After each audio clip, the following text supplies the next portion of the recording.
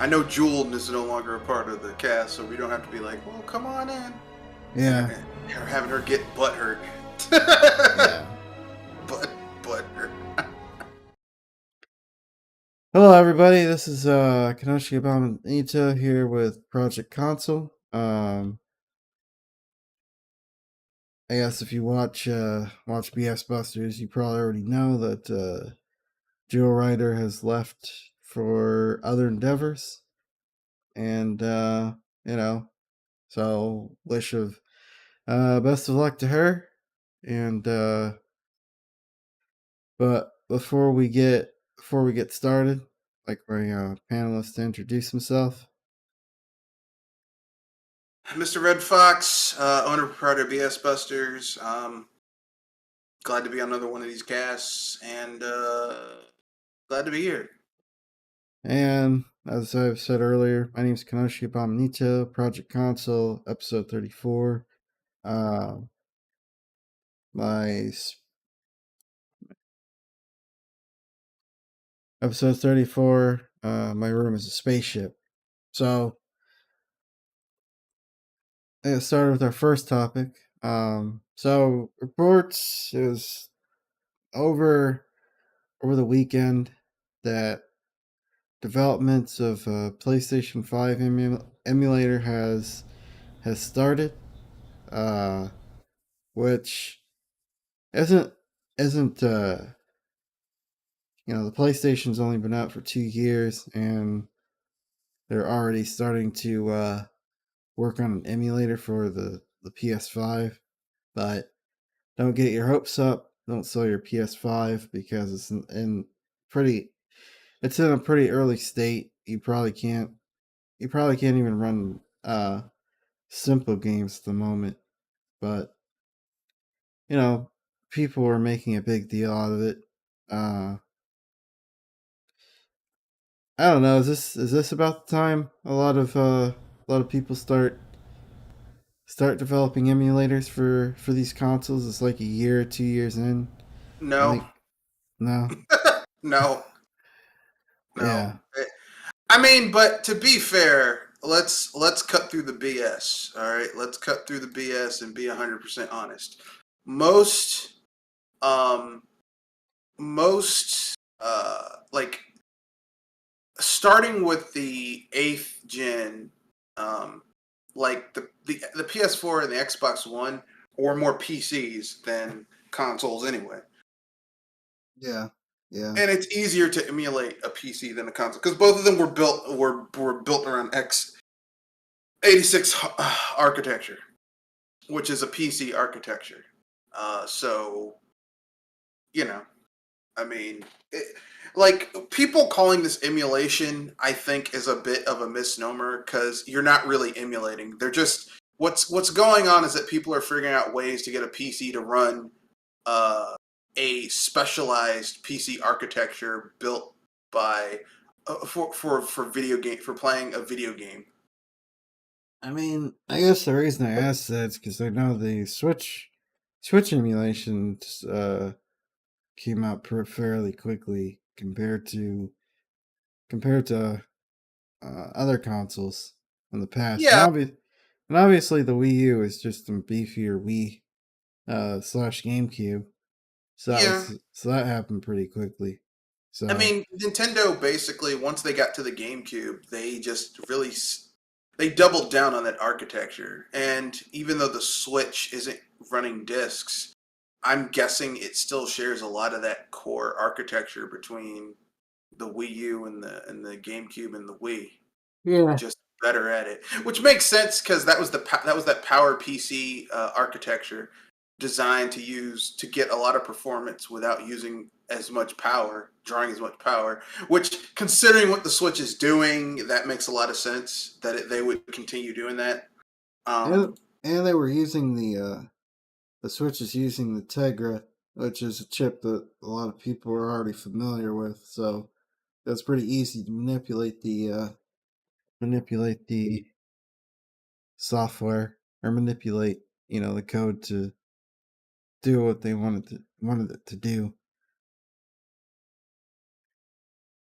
Um, I don't know. It's because like the PlayStation and the Xbox aren't, like you said, they aren't all that special. It's not. It's not. It doesn't have that particular magic that the that older consoles had. Like, because a lot of the PS2 games or and PlayStation or N64 games, you could majority of those games you could only play on those consoles. They weren't available on PC. And Yeah, unless it was ported, and most of the time the PC port for a lot of those games during the sixth gen were trash. and, They and were you they were they were not very good. and you could say the same thing about the Xbox 360. And PS3 to a certain extent that there were plenty of games on those consoles that never found their way to PC. Uh, but with the PS4, PS5, Xbox One, Xbox Series systems, many of those games, and in the case of the Xbox, all of those games can be found on a computer. So emulating those consoles just wouldn't be worth it, especially and even for the online interaction with at least the Xbox, because you can still interact with people, that only have an Xbox, even if you have a PC. So through like Xbox Live or whatever.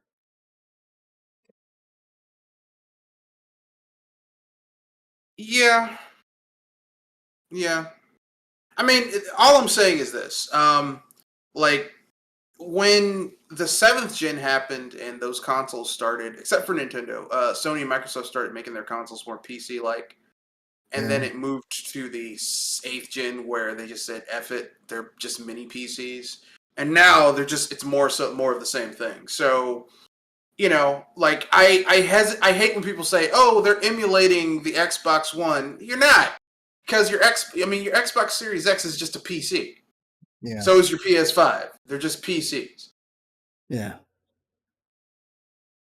You know. Now someone might be emulating a Switch, but even at the end of the day, you're just emulating a very specialized notebook CPU. Yeah. That's all you really. The days of people going and building a custom GPU, CPU architecture just for their console are like if Nintendo might do it, then their next hardware generation maybe. But I mean, it's probably just going to be a variant of what they're already doing now with the Switch. While we're on the topic of emulation, talked about last week about a bug and the Kirby 64 game uh, that essentially broke the game. It's an underwater boss fight, and if a certain series of events happen, which uh, um, a natural series of events happen, nothing.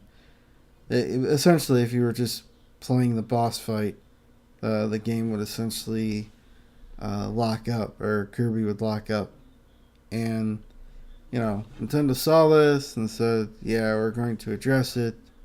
A pack should be out at the time last week. Should be out later this week." And I was watching something on it. It's like, well, at least Nintendo responded. At least they're responding to these flaws. But here I'm thinking, well, it should have came out, not broken in the first Exactly. place. Especially when this same game was on the Wii Virtual Console and it didn't have this bug.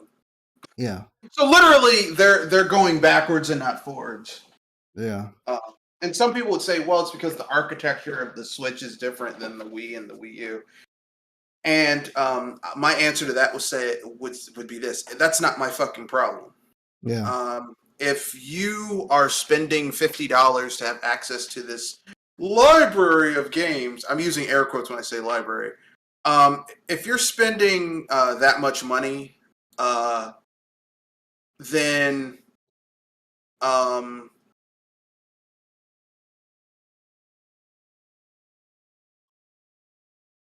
you I know, mean, if you're you should get quality. yeah, I mean, like, like I said, if you were just spending like if you bought this game for like $7 off of the virtual console, that's bad enough, but it's like a one-time thing. Maybe that slipped through. Maybe it worked on their version of the emulator that they tested on. But now you're spending $50 a year. Yeah. You expect more, you know?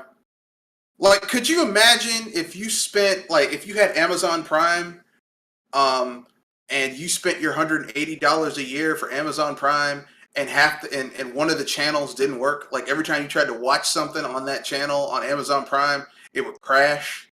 You'd be Yeah. mad as hell. And yet, and that's only that's $180 a year. That's still a very large amount of money, and you expect better. Um, but that's my personal opinion. So, Yeah. Yeah.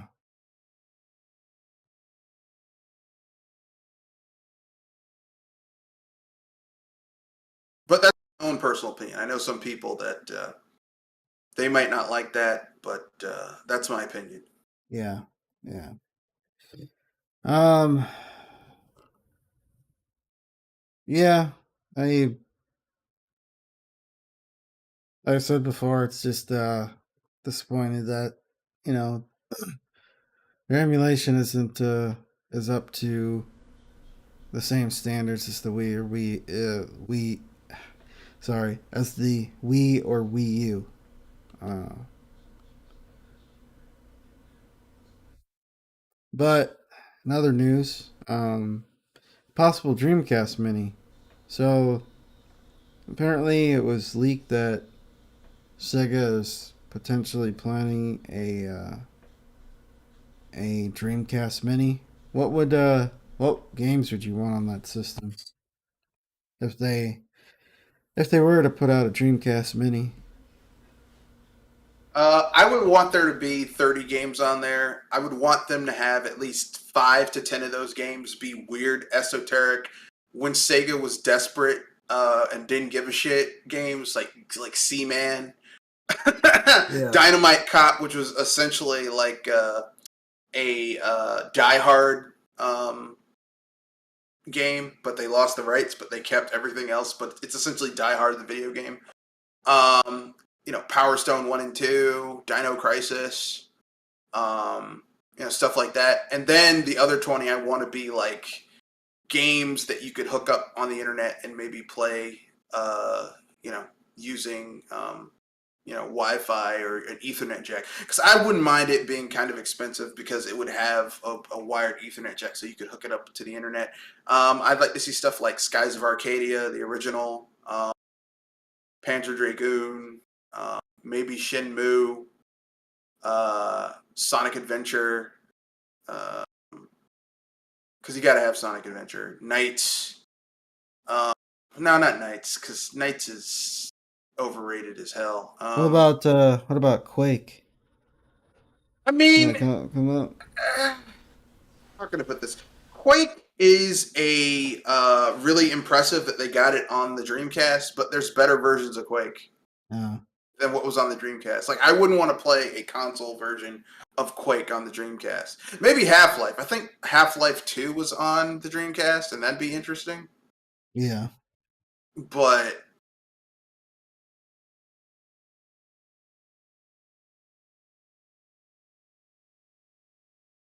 I don't know. That's just my own personal opinion. Obviously, yeah. You know, Power Stone, Sonic Adventure, possibly Sonic Adventure 1 and 2, Skies of Yeah. Arcadia, um, Grandia. I think Grandia was on the yeah, one of the Grandias. I think Grandia 2 was on the Dreamcast. I know Grandia 1 was on the Saturn. I think Um, Grandia 2, uh, Jet Set Fantasy Radio, Star, Fantasy Star 1 yeah, and 2. Fantasy, yeah, Sorry, Fantasy Star Online 1 and 2, which is why I really wanted to have an online component. yeah. I mean, like, the thing is this: the Dreamcast was a really good console, and if Sega hadn't fucked up the Saturn in America, the Sega Genesis, the 32X, and the CD, they would have had the money to really support the Saturn the way it needed to be supported, but they fucked up royally. So I don't know. Yeah, if done right, it could be a huge success. I know people have fond memories of the Dreamcast. I never had a Dreamcast. Growing up, I never, 'cause,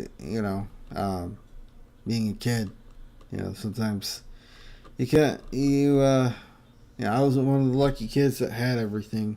So, yeah, I've never really even interacted with a Dreamcast except maybe through emulation or through the ports on the GameCube with both the uh, Sonic uh, Sonic Adventure and Sonic Adventure 2.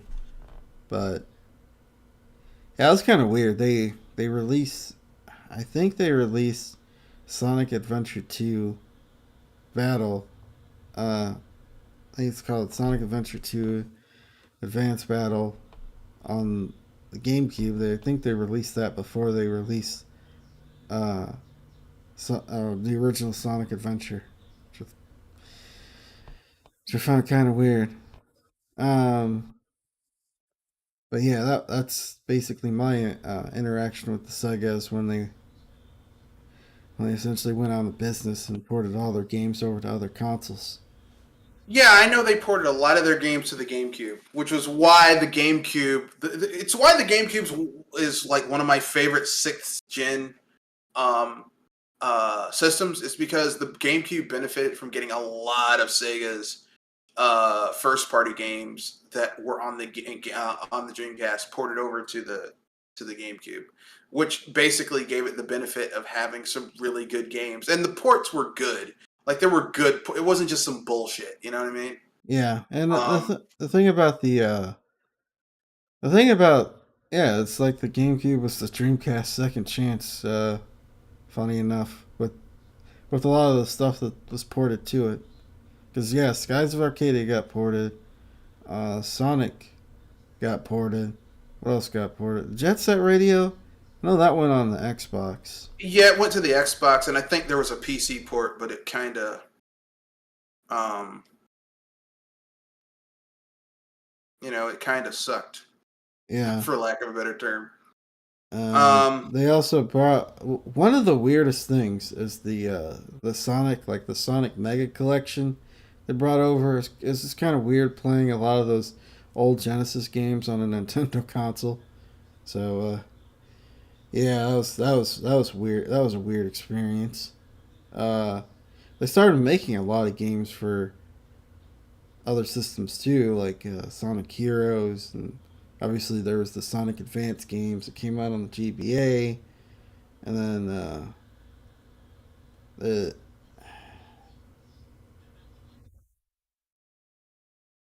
some of their fighting games as well. Uh,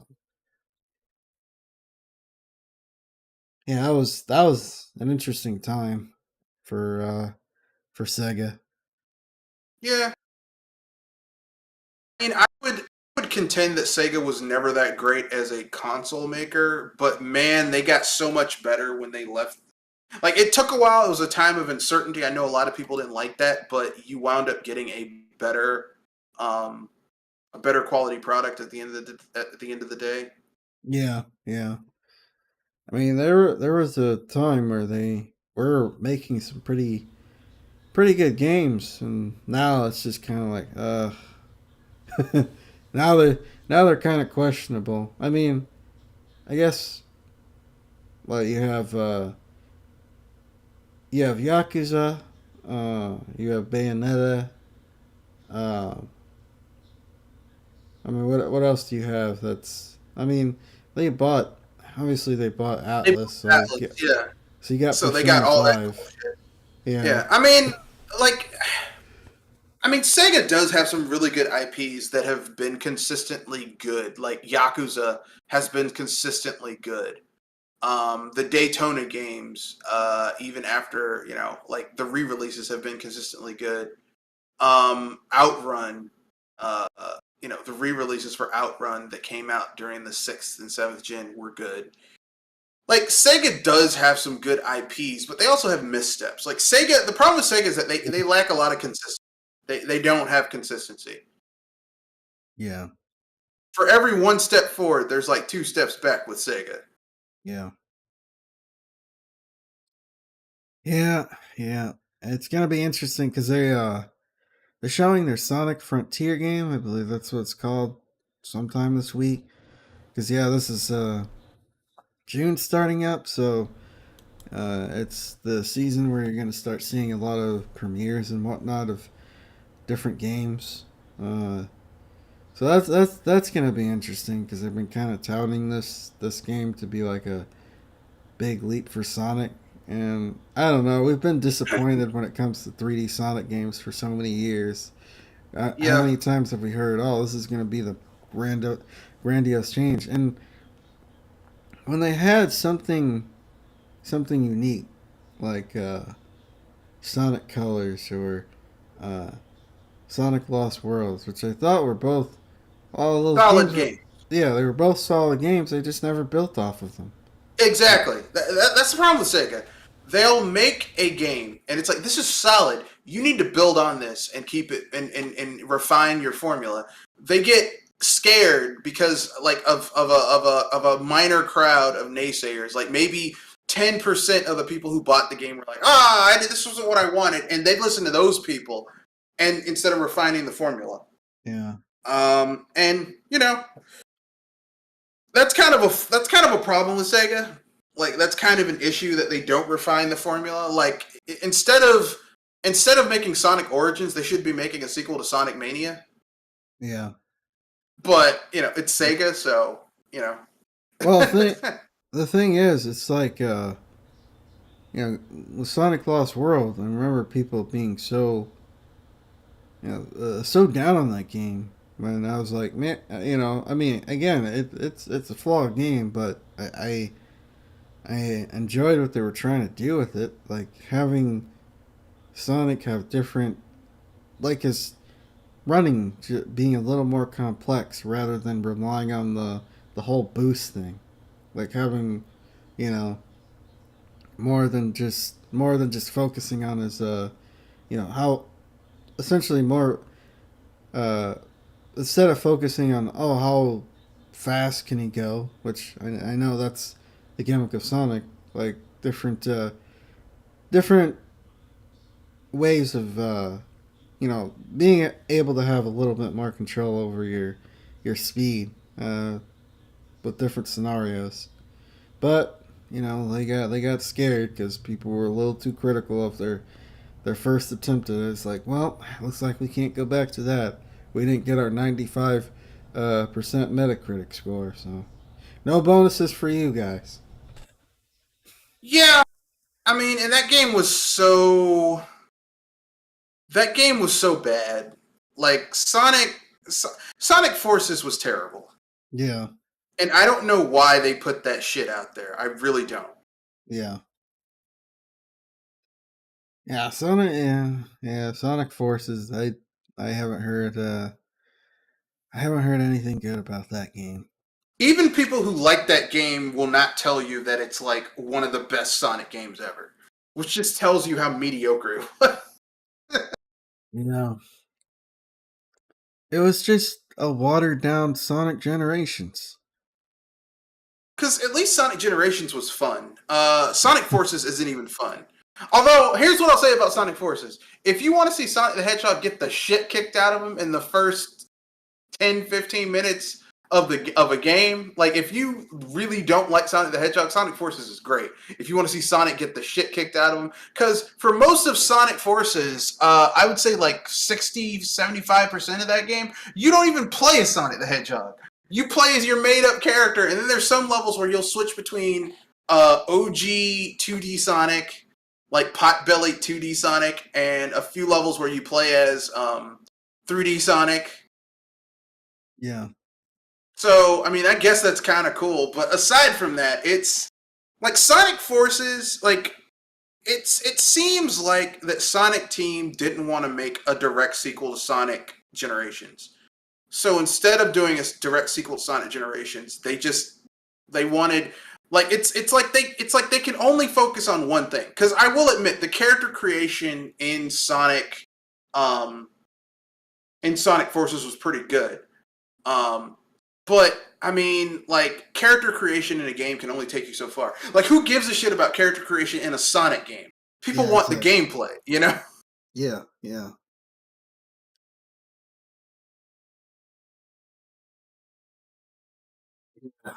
Yeah, I mean, I kind of know where they were coming from with the character creation because there's a lot of weird, weird community, weird sub communities in the Sonic community. But I don't know why you're listening to those people. I really don't know why you're listening to those people. People who are obsessed with recolors and their uh, their weird sort of Sonic fan fiction. But it's whatever. So Yeah, but people, let's keep it real. People watch Sonic. People do, most of Sonic fan fiction is erotic fan fiction, which, look, I'm not going to kink shame anyone. If you are sexually attracted to anthropomorphic animals, who am I to judge your weird kinks? I mean, because statistically, everyone has some type of fetish that other people, to them, might be a plain sexual attraction. To other people, that's weird. So I'm not going to kink shame anyone, but well, the thing is, I will look at you questionably, but what I'll do is be like, okay, and just walk the other way and pretend like I didn't hear or see anything. I mean, I don't, mostly because, like I said, what some people might consider to be normal, other people might consider to be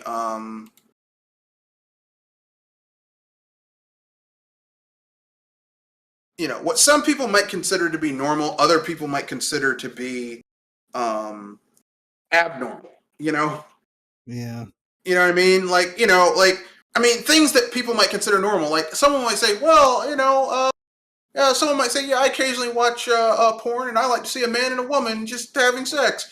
Oh, that's weird. But I mean, for a lot of people, that's normal for them. But someone else might consider to be weird.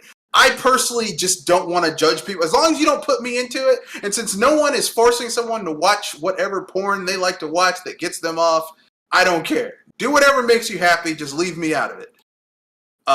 Is how I feel. If it makes you happy, let someone be happy. yeah, Who am I to stop you from liking whatever the hell you like? yeah, yeah. I mean, I agree. It's just, um,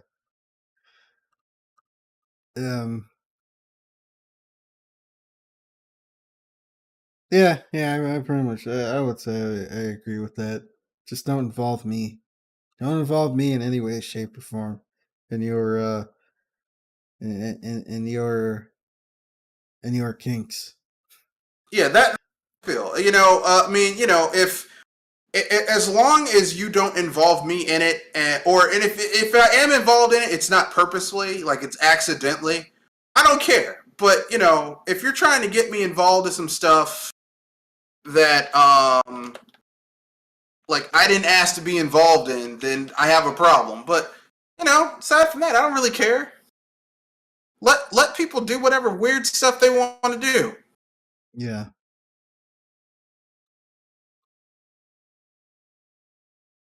All right. So Sony recently updated some of their PS1 classic games, and to because people are complaining about the uh, the low refresh rate or the fact they were using the PAL versions, which are run at a lower frequency, and they only made things worse. and it's, I mean, many people might disagree with me. I think, I think for a while, Nintendo did care about their legacy stuff. Um, but I think at this point, it seems like Microsoft is the one that cares the most, just because they created an emulator from the ground up that works with their systems. You can use you can use your old disc to play a lot of those older games, and they also added extra features like higher frame rate, better resolutions, uh, better textures, and it just seems like with Nintendo and Sony that have a stronger history when it comes to their libraries, they seem to be putting minimal effort into into their legacy into their legacy games these days.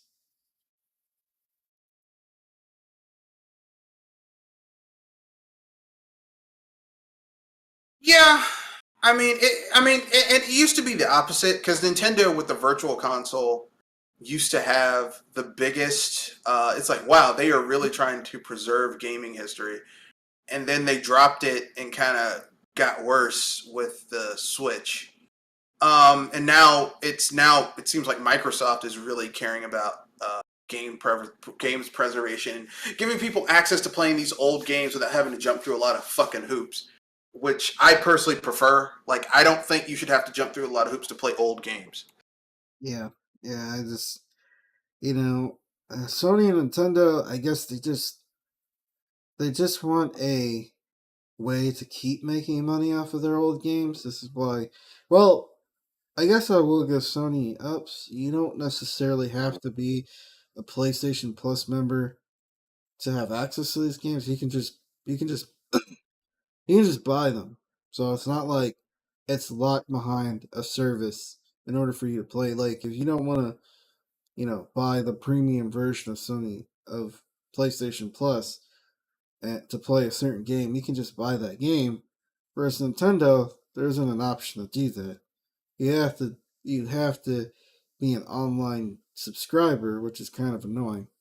Yeah, I mean the way it is now, this is a relatively new phenomenon for Nintendo. This isn't something they used to do. So I don't want to act like, you know, I don't want to be like, well, it's always been like that. Not really.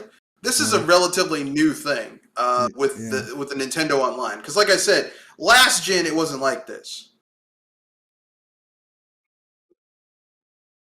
yeah, You yeah, know, yeah, so I don't want to be all like, oh, well, they didn't do this, and they need to do this, and blah blah blah. I'm like, it used to be better. yeah, They kind of went backwards. I wish that they would go back to the way they used to be, but you can't have everything. yeah.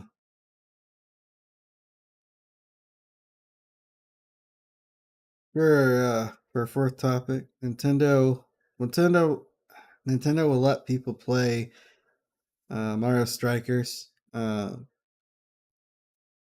Strikers for the Switch. It's like 7 days early if you're part of their premium program, and apparently they also announced a couple days ago that there will be post launch content. So I know people were up in arms about that. Uh, the only problem is the reason it doesn't bother me as much as it might other people is the content is free. But the problem is, you know, when the the inevitable day when the servers are cut, you won't have access to that content anymore because it'll just be the original content on the cartridge. So I guess, and obviously people are asking the question is why isn't that content there? Why wasn't that content there from the start or on the cartridge in the first place? But yeah,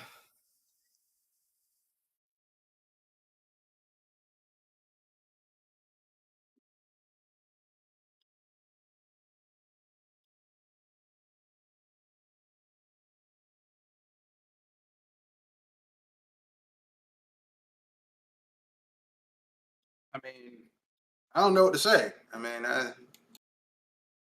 This is like Nintendo. This isn't the only company doing this. Sony's doing it. Microsoft's doing it. And Like, you know, it's been happening for years. Like, whether it's been paid content or not, or free content, those stuff like this has been happening for years now. So I kind of don't know why people are acting like this is a new thing. I think it's because it's Nintendo, and usually Nintendo has, they try to squeeze as much content as they can on a single, you know, on a single medium, whether that be a disc or a cartridge. And then, maybe a month or two down the road, they'll start offering free content rather than offering content like the day after the game comes out. That's kind of weird. Uh, but yeah, it's just the era that we're in. I don't know. yeah. I mean, basically, Nintendo. This is to drive the value proposition of their online. This is where Nintendo's like, look, this is going to give people an incentive. It's to incentivize people buying, people using their online service. Yeah.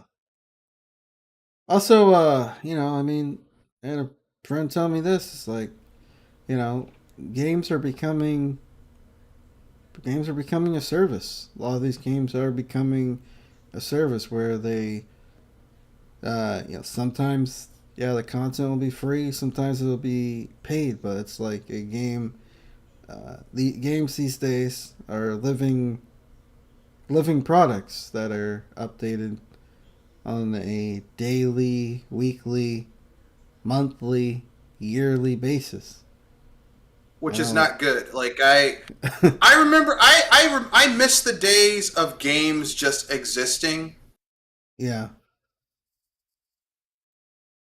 Like remember when a game came out and it might get one or two, like even during the seventh gen, a game would come out, it might get one or two patches, and that was it.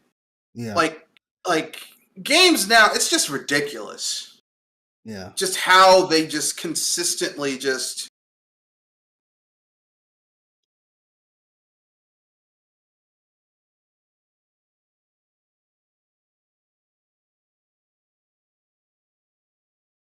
Consistently, you know, yeah, consistently just like games do just don't they don't do that anymore. It used to be like that, but not anymore. You know what I mean? yeah, yeah, yeah. We're you got a game, and the game it was what it was. A lot of the extra content was locked behind in-game currency or challenges that you had to complete to get certain stuff. And I mean, one of the most ridiculous things I've seen is when Capcom re-released Devil May Cry 4 special edition with where you can buy red orbs or buy various different orbs, and it's just kind of like what I mean, that's why. Capcom though. Capcom is a greedy ass company. Yeah, Let's it's like, just I mean, they are a greedy ass company, so I'm not surprised that they would do some shady shit like that. Cause it's Capcom. yeah, and they've done that with Devil May Cry 5 too, but it's an easy way around that if you have a PC, and let's get a trainer and just give yourself infinite orbs, and you don't have to do it, Yeah. like They had the same thing with what was another game? There's this game called Balloons Tower Defense, and it used to be a there used to be what's it called? Shit. What was the name of it? There used to be there used to be damn. It used to be a Flash game, and now it is a when Adobe Flash was inevitably killed off, like now it's on Steam and it uses like Unity or something like that. And it's like they have like a real cash, like the game itself is like $15, And then if you want to get premium cash in the game, you can earn it by beating levels, or you can spend real money. And I'm like, fuck you. I spent $15 on this game. I put more money to unlock all the other shit. So I just use a trainer to get all the other shit. Yeah. Yeah. And I'm okay with that. Like, I don't know why people are, don't do that, man. Fuck you. I don't want to spend all that money. Yeah.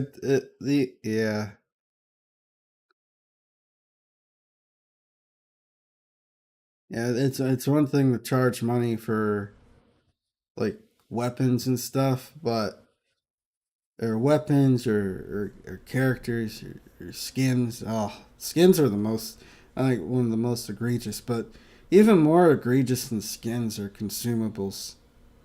Like spending real world money on consumables. That's even more egregious, in my opinion.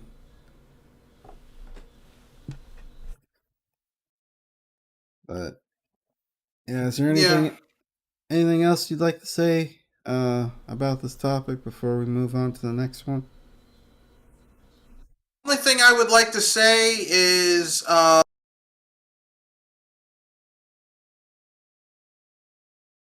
the only thing I'd like to say is, I'm tired of, just with post-launch content. Like, I'm not against, like, okay, if you're adding extra content after a game comes out, like, that doesn't bother me. But if your game is broken and you're fixing it after it came out, and you're like, you have the nerve to charge someone $60 or $70 for a game, if you're Sony, because some of their games are $70, and you got the balls to also have a cash shop to make more money off of it.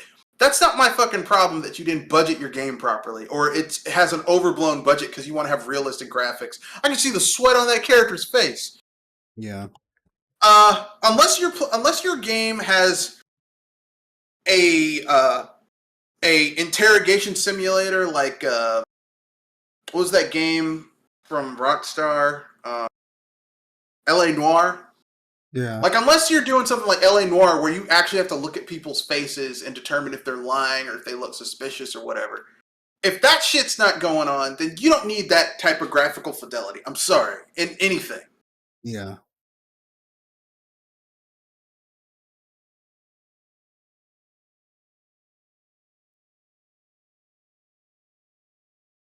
Personal opinion. So, I came across this interesting article. Part of the reason I wanted to uh, bring this up is because, see, because apparently this guy modeled this spaceship room off of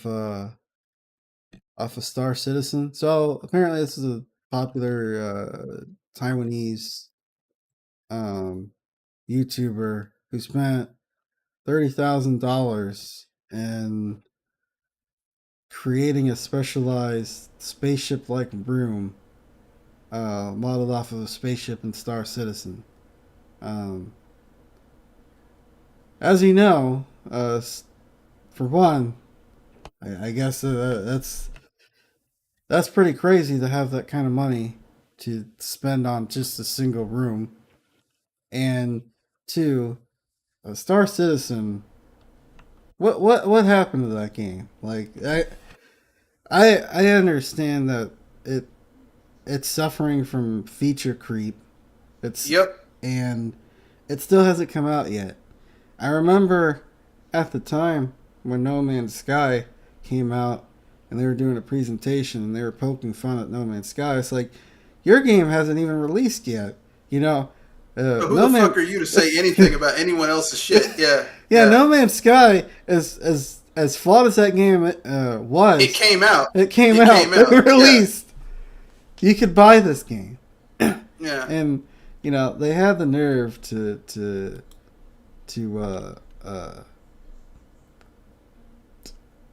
they have the nerve to sell people on several $1,000 ships, you know, to try to fund this game that still hasn't come out yet. It's still not out. You still can't. You're right. I'm just kind of like, I'm surprised there hasn't been some sort of series of lawsuits that have been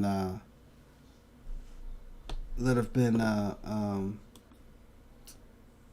have been enacted just because of the chicanery that's been going on with this game. I mean, I don't want to necessarily call it chicanery because people who gave money do have access to beta builds and stuff like that in different parts of the game because they are working on something. But it's been 10 goddamn years, so this game is either going to have to be like not quite 10 years, like 9 years. This game is going to have to either be amazing or absolutely terrible. Yeah. I don't know which it's going to be. Yeah. Yeah. They obvious the problem is a lot of these famous developers because I'm not familiar with the space simulation games on PCs, but the people that are heading this game, they were part of some pretty big name space sims uh, back in the day. And the problem I keep seeing with a lot of these famous developers is when they go off on their own, they can't manage. They're really terrible at managing their projects.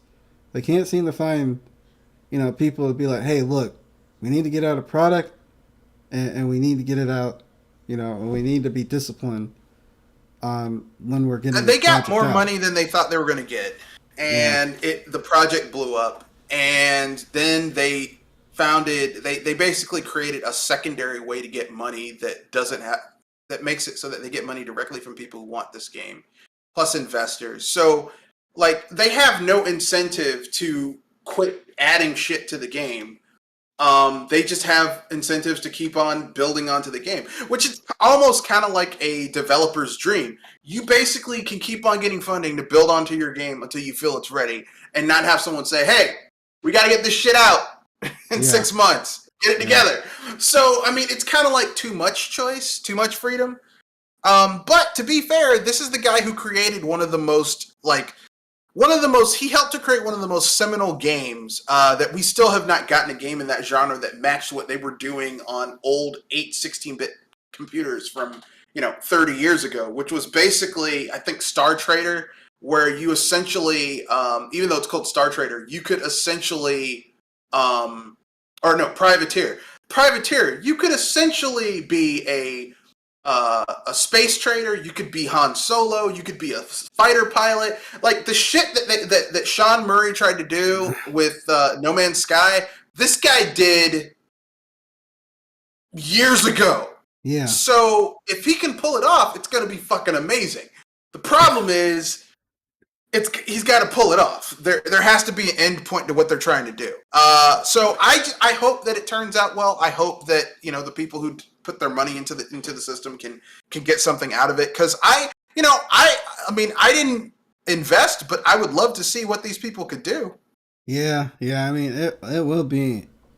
I mean, the game's gonna be absolutely amazing. No matter when it comes out, it'll be either the most amazing thing ever, and it'll be talked about for years, or it'll be the most amazing disaster anybody has ever seen, and it'll be talked about for years. Either way, it's gonna be amazing. As content creators, either way, it's gonna be great. Either way. Personally, like I said, I really want to see it. I want to see it turn out well.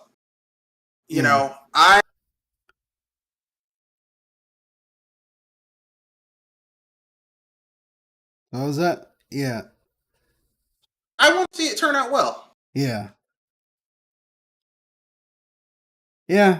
I mean, I know there are people that put thousands of dollars into this game. I think a lot of people obviously have dreamed about a complete space simulator where you can go around and trade or become like a soldier, like a bounty hunter, or just explore different planets, different galaxies. Like, you know, you'd be fulfilling a lot of people's childhood dreams if if this game's successful. And I would love it. Like I said, I mean, do you know how fucking awesome it would be to play a comprehensive sci-fi space game where you can essentially get in a spaceship and travel the galaxy, travel through space, meet alien species, be a fighter pilot, be a member of a galactic peacekeeping organization, be a trader, or just go on adventures doing shit. Like that'd be fucking amazing. Oh, No yeah. one's been able to pull it off in modern gaming. Like No Man's Sky tried and fucking failed. It's still not that. Yeah, yeah, Elite Dangerous is the closest you're going to get, and that's because it's a spiritual successor to Elite, which did the same thing back in the late '80s, early '90s as well. It's another one of those games where, wow, I mean, Elite's the closest you're going to get that's actually out and doing stuff. yeah, yeah, So, I mean, like, I want it to succeed just because people will get something they want. yeah, yeah. Oh yeah.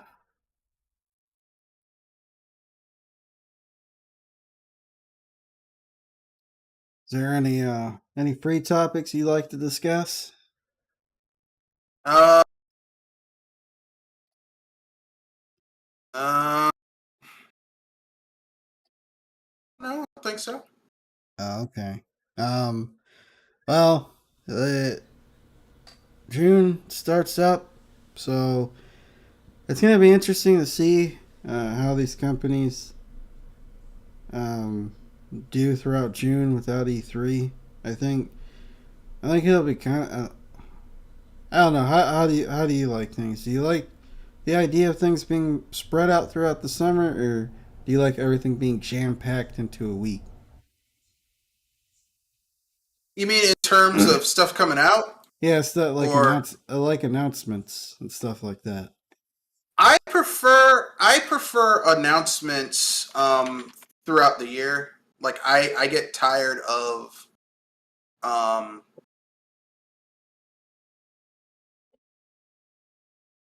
I get tired of it all coming out.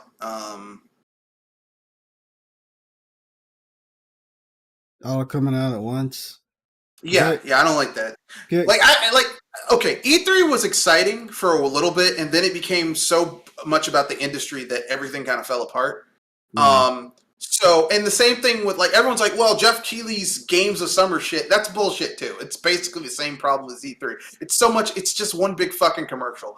I like them spreading out their announcements or just stealth dropping them. Like I like the fact that I found out that Destroy All Humans 2 is coming out August 30th, which yeah, means that whole August, the end of August is going to be busy for me because August 23rd, Destroy All Humans. August 23rd, Saints Row, the reboot's coming out.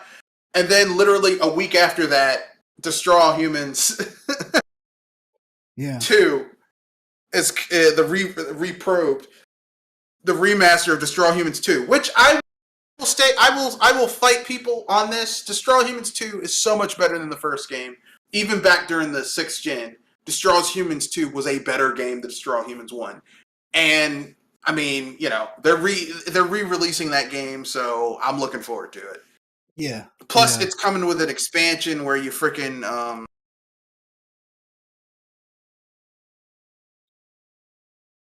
you know, they're freaking doing some cool stuff. So yeah,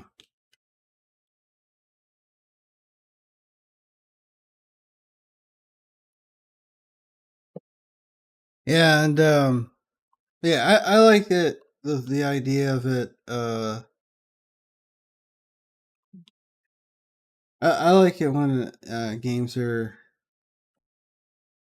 spread out throughout the year slash the summer or whatever.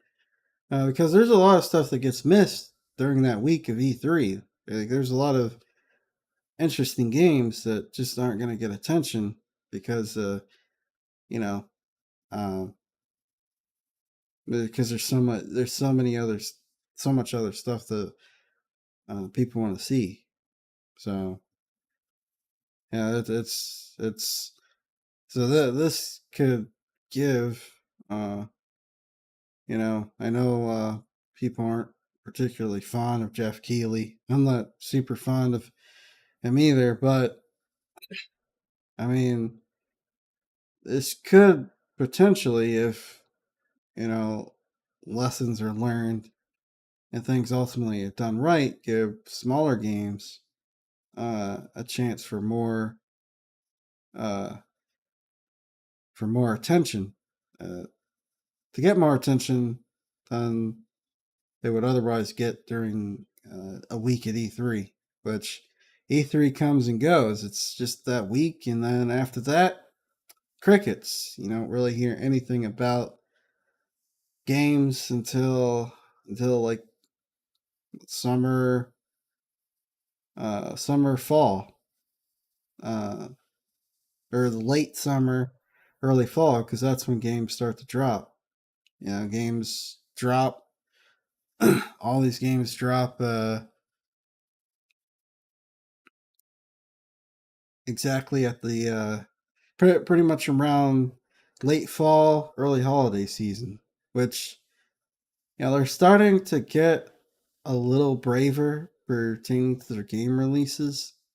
I've noticed over the past few years with putting games out early or late winter, early spring, but at the same time, even still, a lot of these games end up crowded.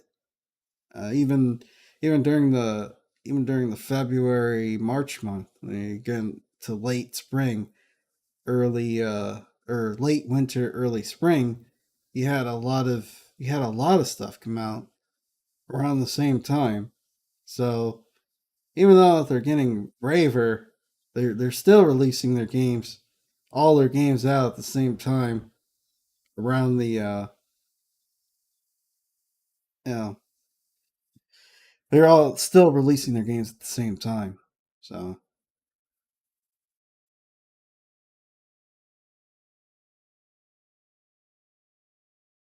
Yeah, I mean, I really do think that they need to.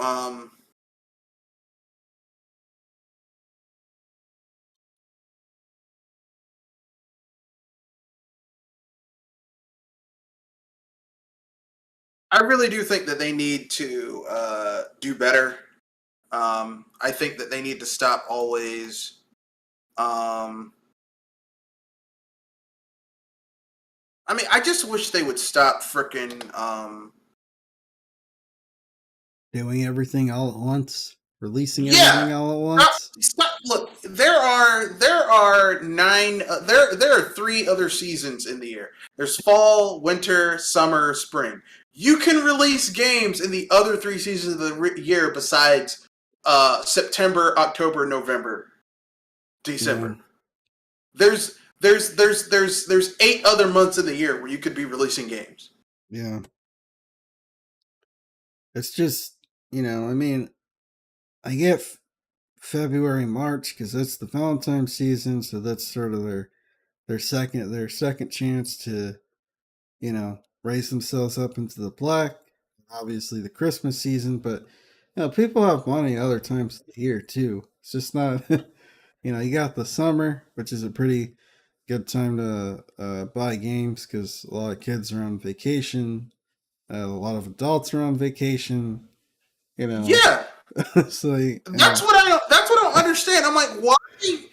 I mean, you guys literally have I mean, because when I was a kid, I was an only child. So, like, even though my mom didn't, at certain parts when I was really little, didn't have a lot of money, the summer is the perfect time to have video games. Because look, my mom worked.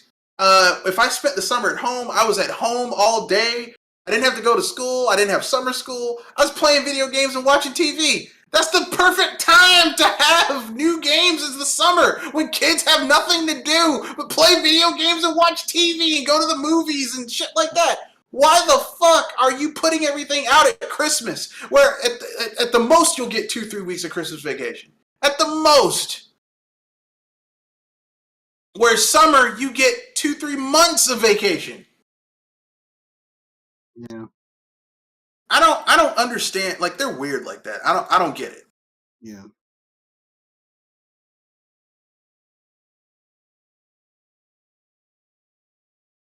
Yeah, they are. It is weird, and hopefully somebody just puts out a big AAA game in the middle of summer. Like a heavy hitter, middle of summer, like uh June, July, like sort of like a like a Breath of the Wild or like a Gears of War, like a Halo. I don't know, just something big.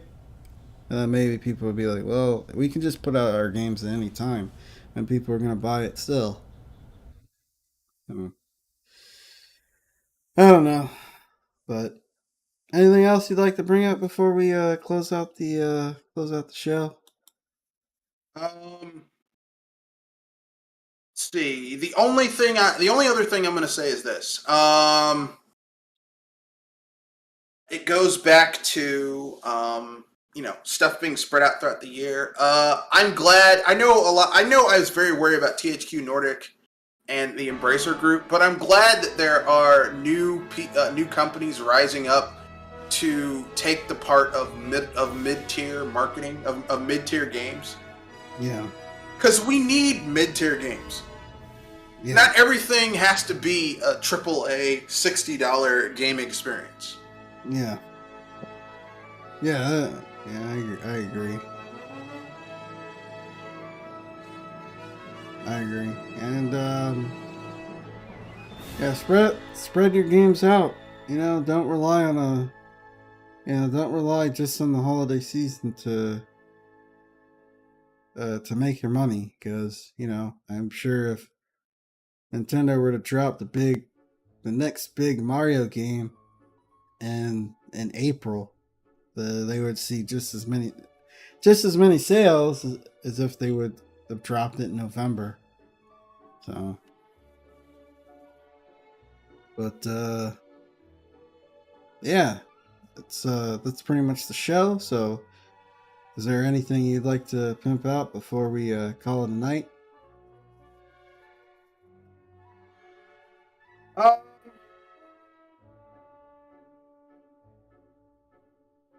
no, that's it. No, that's it. Yeah, are you doing your BS Busters on Wednesdays not still, or not? Yeah, I'm currently in the process of trying to find a female member for BS Busters. I'm putting out feelers. I'm gonna make a video this week. I've just been busy. Like I've just had a lot of stuff going on, but I think Wednesday, when I have a good chunk of time, I'm just gonna dive into it. Yeah, So I look forward to doing that. So yeah, BS Busters every 7:30 to 9 o'clock p.m. Every Wednesday and Saturday, unless something happens, in which normally I will let people know. So yeah, look forward to that. The times may change because my schedule may change, because like a lot of stuff's fluid. But I mean, if I lose one day of BS Busters, there still will be at least one a week if I have to give up one day of BS Busters. But hopefully that won't have to happen. So yeah, that's all I had to pimp out. all right, sounds good. Well, we'll see you next week. Um, episode Project Console episode 34. Um, have a good